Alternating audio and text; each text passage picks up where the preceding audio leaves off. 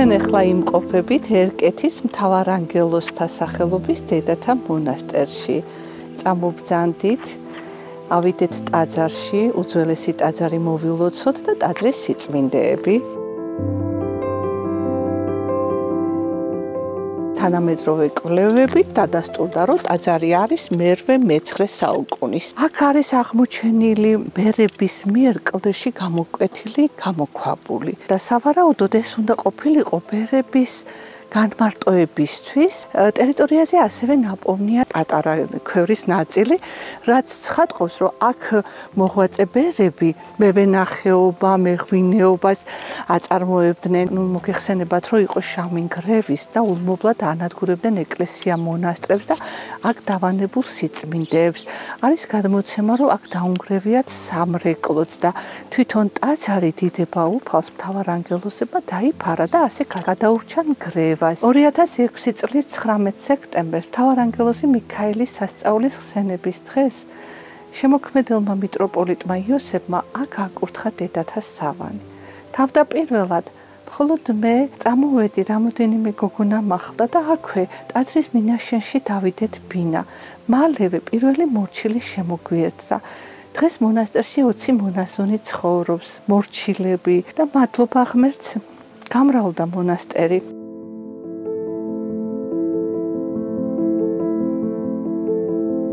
მთავარი ტაძარი არის მთავარანგელოზთა სახელობის და აქვე არის მინაშენი, რომელიც 3 მინაშენი აქვს სულ ამ ტაძარს და 4 საკურთხეველია შესაბამისად და ისტორიული არქივებიდან აღმოჩნდა, რომ მთავარი ტაძარი არის მთავარანგელოზთა სახელობის, როგორც ჩვენთვის იყო ცნობილი და გვერდზე არის დედა ღვთისმშობლის სახელობის, წმინდა ნინოს სახელობის და მეუფე ბრძანა მე-4 საკურთხეველი ყველა წმინდანის სახელზე რომ იკურთხოს.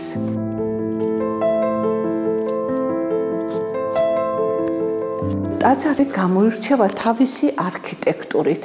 ჩვენი ეკლესიისთვის დამახასიათებელი სიმრგვალე, რომელიც იყო ტაძრებში გავრცელებული, ეს ჩვენს ტაძარს არ ახასიათებს. ესე იგი, შესაბამისად მას არც კონქი აქვს და არც აბსიდი. გურიაში ეს ერთადერთი ტაძარია, სადაც შემონახულია კანკელის ეს უძველესი ფორმა, რომელიც ამშვენებს დღეს ერკეთის მონასტერს. აქ არსებული ფრესკები, უნიკალური ფრესკები, პილატეს ხელის დაბანა, თომას გვერდის განხილვა, იუდას ამბური, არის მე-11-13 საუკუნის. და ამ ფრესკების მიღმა აღმოჩენილი იქნა ეს უძველესი ქართული ორნამენტები, რაც ცხადყოფს, რომ ტაძარი არის უფრო გვიანდელი პერიოდის და თან ეს ორნამენტები არის განთავსებული სწორედ იმ უძველეს ადგილას, როგორც ხდებოდა ადრე წირვალოცვა და როგორც მიმდინარეობდა. ძირითად სიწმინდეს წარმოადგენს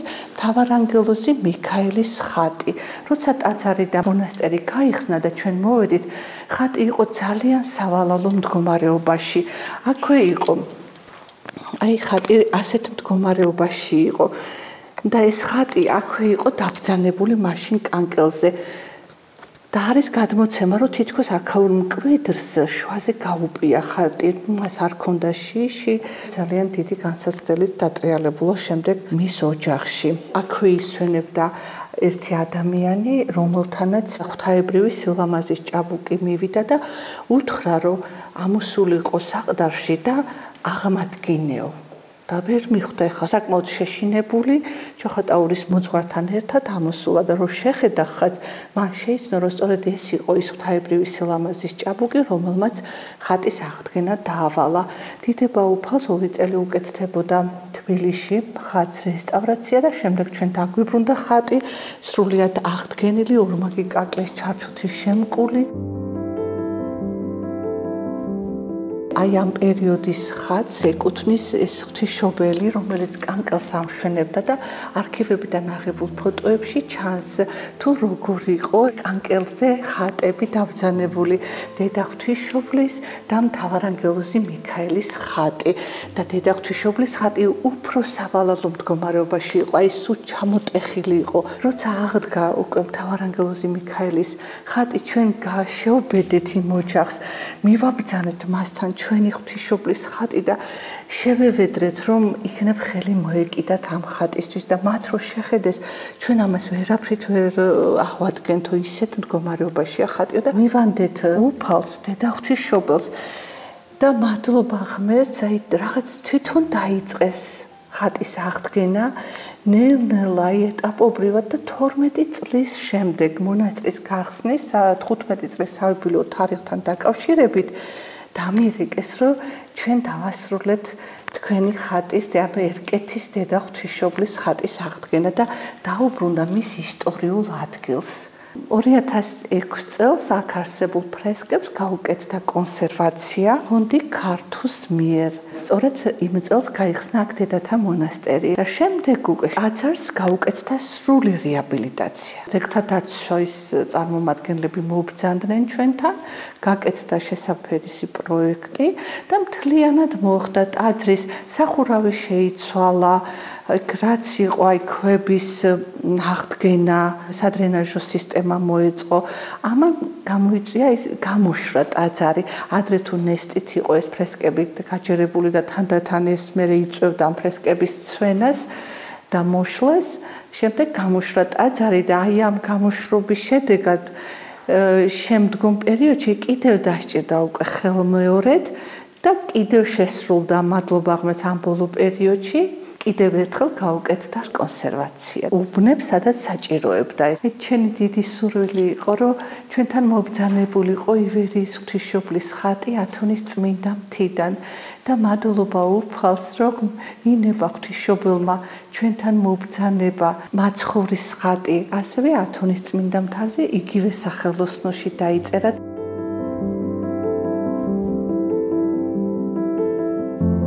ასევე ათონის წმინდა მთაზე დაიწერა მსწრაფლ შემსმენელი ღვთისმშობლის ხატი. აი ესეთი უძველესი ხატები, რომელიც 90-იან წლებში გაქონდათ საქართველოსთან, გაიგო ერთ-ერთმა ქველმოქმედმა ადამიანმა, ჩვენმა ჩოხატაურელმა, მან გამოისყიდა ეს ხატი და შემდეგ შემოსწირა ერკეთის მონასტერს. აი ნახეთ ეს უძველესი ხატები ოჯახებიდან მოაბრძანეს. თავდაპირველად ახალ გახსნილი იყო მონასტერი და მეუფემ 3 წმინდანის ილია მურომეცის, დამიანე მკურნალის და ნიკოდიმ მესეფისკვირეს წმინდა ნაწილები გადმომცა. ჩვენ მონასტრულ ცხოვრების გზაზე ეწინამძღვრა ამ წმინდანებს და ისეთი მადლი პოვა ამ წმინდანების შემობრძანებამ, რომ ძალიან გაგვიმრავლდა სიწმინდეები, წმინდა გიორგის, წმინდა ნიკოლოზის, სამი დიდი მღვდელმთავრის. აქ ხატი არის, რომელიც კალისტრატე წმინდა პატრიარქის კალისტრატე ცინცაძის ნაქონი ხატი არის. აქ არის სანაწილე 1870 წელს ჩამოუბრძანებიათ იტალიიდან. მას თავის სერტიფიკატიც აქვს და აქ არის მოციქულთა წმინდა ნაწილები ჩაბრძანებული.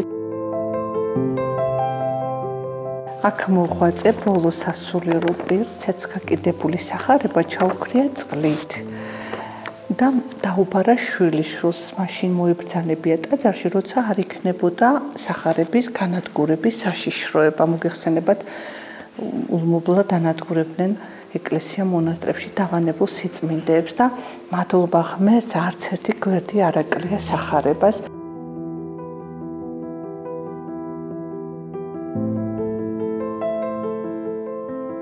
1989 წელს 9 აპრილის შემდგომ პერიოდში მისი უწმინდესობა ჩამობრძანდა ჩოხატაურში. ის მიბრძანებულა 9 აპრილს დაღუპული ნინო თოიძის საფლავთან, მის მშობლებს ნუგეშისცა და მან მოილოცა შემდეგ ერკეთის დედათა მონასტერი. და მე მიყვებიან, რომ ეხლა უკვე დიდი ქალბატონები, აი რომ ჩვენ პატარები ვიყავითო მაშინ და ყვავილებით ხელში ვეგებებოდითო მის გზებზე იდგა ბავშვები, სკოლის მოსწავლეები. აქ არანაირი ნაგებობა, დამხმარე ნაგებობა ტაძრის ეზოში არ არსებობდა.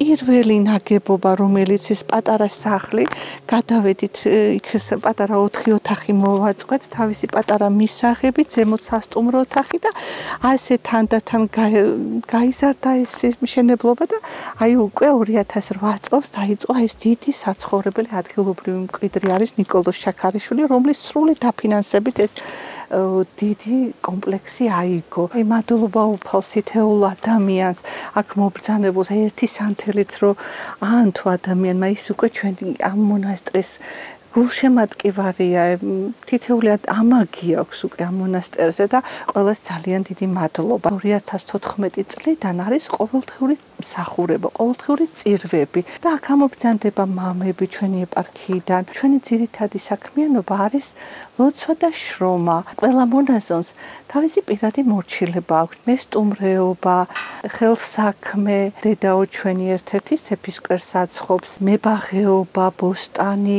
მესაქონლეობა, ტრაპეზის გამზადება.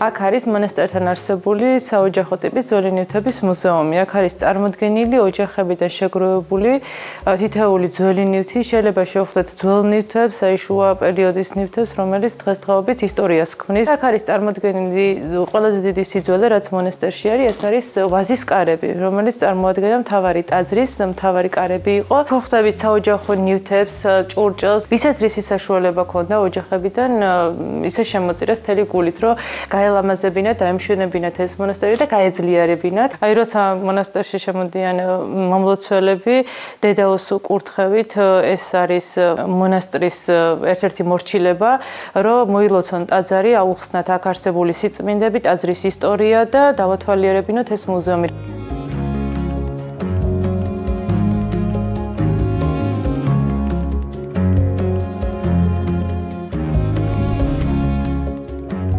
მონასტერი რო გაიხსნა, იყო საუბარი საყოფელო ცხოვრება წყაროზე. მოსახლეობამ გვითხრა ამ წყლის შესახებ, მაგრამ იმდენად მცირე რაოდენობით მოდიოდა, რომ აზრი არ ქონდა ამ წყლის გაყვანას მონასტერში. მაშინ მოგვიყეს ეს ისტორიაც, რომ უხუცესები რო ამბობდნენ, რომ ნენა თუ იქ ჩაახვალო, არაფერი არასოდეს აღარ დაგემართებათო. მე ჩამოვედით აქ, გაიწმინდა ეს მთლიანად იყო მიწით დაფარული ეს საფეხურავიც კი. გაიწმინდა ეს ტერიტორია, გამოშდარა კლდეში ნაკვეთი კიბეები, მერე გაკეთა უკვე ეს წყლის საბანელი და რაღაც ამ წარს უნდა კავშირი დედა ყოველთვის გვიყვება ისტორიას, როგორც სახარებაში ეპიზოდი არის, რომ ბითესდაში როცა ანგელოზი წყალს აღამღრევდა, უძლეობაში მყოფები ჩადიოდნენ და იკურნებოდნენ. და 38 წლის უზურებაში მყოფი ადამიანი მაცხოვარი ეკითხება, რომ შენ რატო არ ჩახვედიო და ხელისმომკიდებელი არ მყავდაო და მადლობა უფას მართაც აქ მოსულს ყველას თავისი რწმენისგან ყურნება მიუღიათ. ნათლისღებასაც ჩავდივართ აქ ყოველთვის. მადლობა უფას ეხა ტაძარიც შენდება აქვე ნათლიღების სახელობის იქნება და რადგანაც ერთ კომპლექსში იქნება ყველაფერი, ნათლობას შეიძლება რომ აქ შესრულდეს ამ საბანელში. ბავშვობიდან მახსოვს, რომ საყოველთაო ნათლობა ჩატარდა სენაკში, მდინარე ტეხურში. უამრავი ადამიანი მოინათლა. მაშინ მისი უწმიდესობა ბრძანდებოდა ჩვენთან, ჩამობრძანებული იყო. შემდეგ უკვე სტუდენტობის წლები, როცა ჩვენ მესოხუმში ვსწავლობდი აფხაზეთში და ამ აფხაზეთის ამ შემდეგ უკვე როცა თბილისში გაგრძელდა ჩვენი სწავლა სიონის საპატრიარქო ტაძარში, ჩვენ ვესწრებოდით წირვალოცვას. მისი უწმინდესობის გამოჩენა თითოეული ჩვენთაგანისთვის იყო უდიდესი სიხარულის მომცემი. ჩვენ ვერ ხვდებოდით, პატარები ვიყავით, სტუდენტები. არაფერი არ გვესმოდა, მაგრამ ჩვენ გვესმოდა, რომ ეს არის ღვთის სახლი და პატრიარქი როცა გამობრძანდებოდა, უამრავი ხალხი თავს ვხრიდით პატრიარქის წინაშე უდიდესი მოკრძალებით და ეს უდიდესი მადლს გრძნობდით თითოეული ჩვენთაგანი და მასთან მიახლოება, მისი დალოცვა, ლოცვა ბევრჯერ მიგვიხია და უკვე 2000 წელს როცა პირველად მე და ესე იგი ფოდბის დედათა მონასტერში დედა იღუმენია თეოდორას ვთხოვე რომ მივიღე მონასტერში და მორჩილება გამევლო. სტუმარ მორჩილი გახდით მაშინ და 2000 წელს მონასტერს ესტუმრა მისი უწმინდესობა და ესეც ისეთ წარუშლელი შთაბეჭდილება იყო. ღმერთმა შეგვაძლებიოს, რომ ჩვენ გავამართლოთ ის ნდობა, რაც ჩვენ უწმინდესმა გამოხატა ჩვენს მიმართ. 2009 წელს ჩოხატაურში გაიხსნა იოაკიმე და ანას სახელობის საკათედრო ტაძარი და ჩამობრძანებული იყო მისი უწმინდესობა და უნეტარესობა. მეუფე იოსებმა წარგვადგინა სასულიერო პირები და მათ შორის გახდით მე მონაზონი მარიამი და უწმინდესმა მაკურთხა იღუმენიად.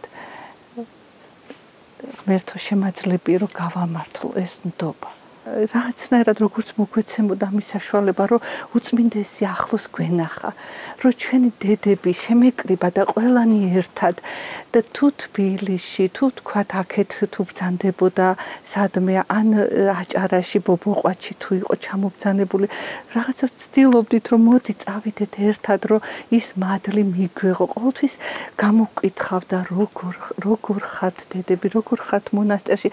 ერთხელ საპატრიარქოს ეზოში მივედით და ნახეთ უწმინდესი გამობრძანებული არის ეზოში და მასთან ახლოს მივედით და ზამთარი დგებოდა უკვე და პატრიარქმა მკითხა შეშა გააქვთ მონასტერში და ისე იყო რომ აი ველოდებოდი შეშის მოტანას და უწმინდესმა გაგზავნა ვიღაცა და რაღაც ესე იგი გარკვეული თანხა შემოწირა მონასტერს რომ ჩვენ ქონოდა შეშა.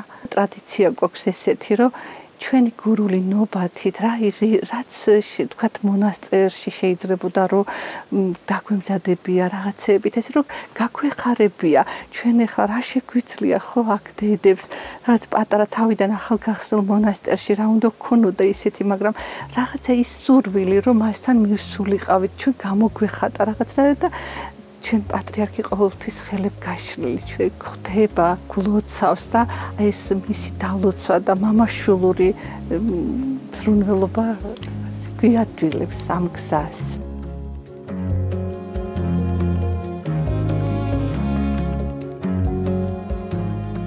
ეს გახლავთ დედათა საცხოვრებელი დიდი კომპლექსი რომელიც აქ მხოლოდ დედებისთვის არ არის ესე იგი აქ ასევე განთავსებულია საპატრიარქო მისაღები. მინდა რომ თქვენც დაათვალიეროთ მობრძანდით. აქ არის უწმინდესის მოსასვენებელი ოთახი, მისაღები. ხა მოვედით მესამე სართულზე. აქ რა თქმა უნდა აქაც დედების კელიები არის და აქვე არის ბიბლიოთეკა. ესეთი სამრეკლოს როცა აშენდა და გაითხარა საძირკველი, იქ აღმოჩენილი იქნა სასულიერო პირის სამარხი და სადაც ეს ჯვარი იყო. ეს არის დეკანოზი გალობლიშვილი, მაქსიმე გალობლიშვილის დია გულსაკიდი ჯვარი. და ასევე ეს ილარიონ გალობლიშვილი არის ასევე მღვდელი ილარიონ გალობლიშვილი, რომლის საფლავში ნაპოვნი იყო ეს საზიარებელი კოზი. კომუნისტების დროს ესეთი პატარა ზომის, რომ უფრო მოსახერხებელი ყოფილიყო და ვინმეს არ შემჩნია. ესეთი და ეხლა წამობრძანდით, აი აქვე ამ სართულზე არის შიდა ტაძარი. რო აი ეს როცა ზამთარია, ცივა, ქარბუქია დედებს არ გაუძნელდეთ ლოცვაზე გადასვლა ეს შიდა ტაძარი ასე მოვაწყვეთ. სულ ეხლა ხან დავასრულეთ აქ მოხატვა. ჩვენს ეპარქიაში არის სასულიერო პირი მამა მოსე, რომელიც მუშაობდა თავის შვილთან ერთად და ეხლა დასრულდა ღვთისწყალობით. ყოველთა წმინდა დედათა სახელობის ტაძარი. თუ უფალინებებს ესე უნდა იკურთხოს. შევძელით რომ მონასტერში მოვაწყვეთ სამკერვალო. და მინდა ეხლა თქვენი თვალით ნახოთ ეს ყოველივე. მოგძანდით?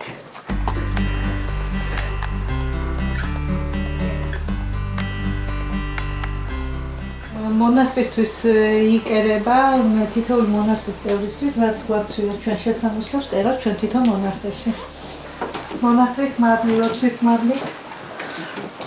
კურთხევით იღუმენიას კურთხევით ყველაზე მთავარი და მნიშვნელოვანი რაც არის თითოეულ საქმეში, რაც მონასტერში გეთქება.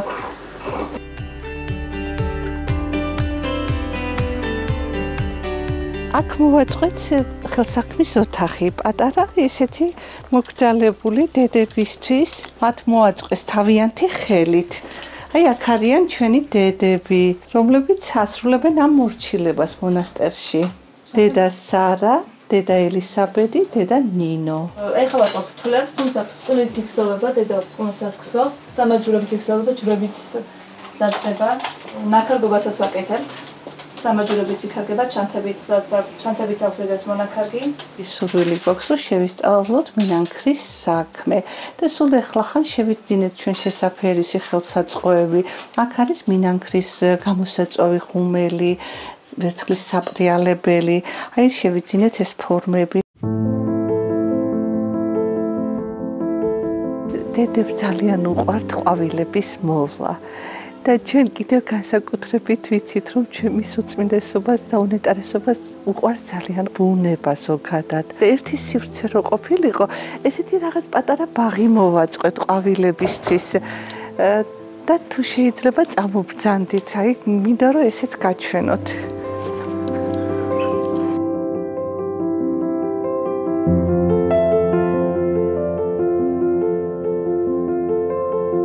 ყოველივე ამას დედებით, რუდუნებით, სიყვარულით უვლიან, მიწას უცვლიან.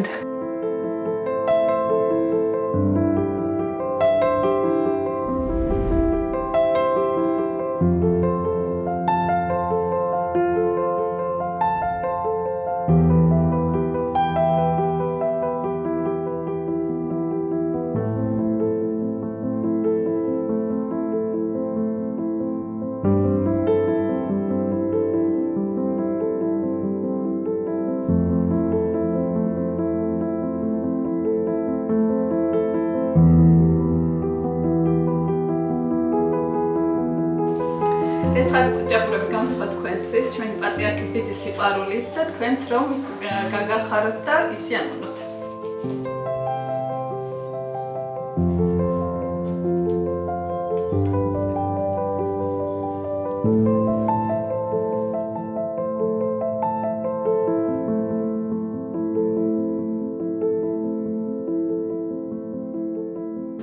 ეს შევკრიფოთ ცოტა ასე დიდები მოვაცალოთ ესენი. მე ვარ დედა თეკლა, დედა ძირითადად ჩვენულით ამ პატარა ბოსტანია, დიდი უფრო ქვემოთ აქვე, ეს უფრო მწვანილების ბოსტანი. 13 წელია რაც აქ ვარ. მე სამეგრელოდან ვარ. მე იმერეთიდან. მოყვარს ოხრახუში, ნიახური, ცერეცო, კამა, რეხანი, საშკოლავი, პლასი, ქინძი. პატარა სტუმრობები რაღაცა დღესასწაულებზე რომ მოდიან, და ვასპინძლდება და ჩვენი ბოსტნეულით ყველაფერი კეთდება.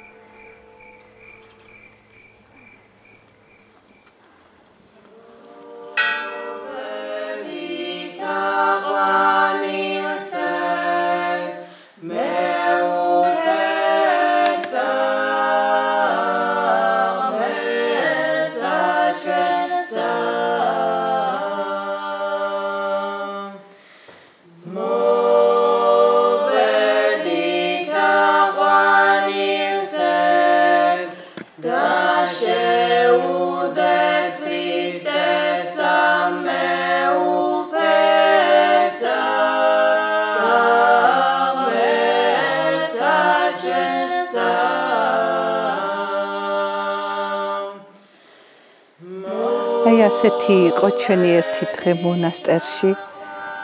როცა თქვენ მობრძანდით ჩვენთან და გვესტუმრეთ, ძალიან დიდი მადლობა მობრძანებისთვის. ჩვენ მთელი მონასტრის სახელით ვილოცავთ მის უწმინდესობას და უნეტარესობას ანგელოზის დღეს. მრავალ ჟამიერ, მრავალ საწელს თქვენო უწმინდესობა, თქვენი სიცოცხლე. ამინ. ძალიან გვიყვარხართ. ჩვენო პატრიარქო, ჩვენო იმედო. მრავალ ჟამიერ თქვენი სიცოცხლე. ამინ. მადლობთ ყველაფრისთვის.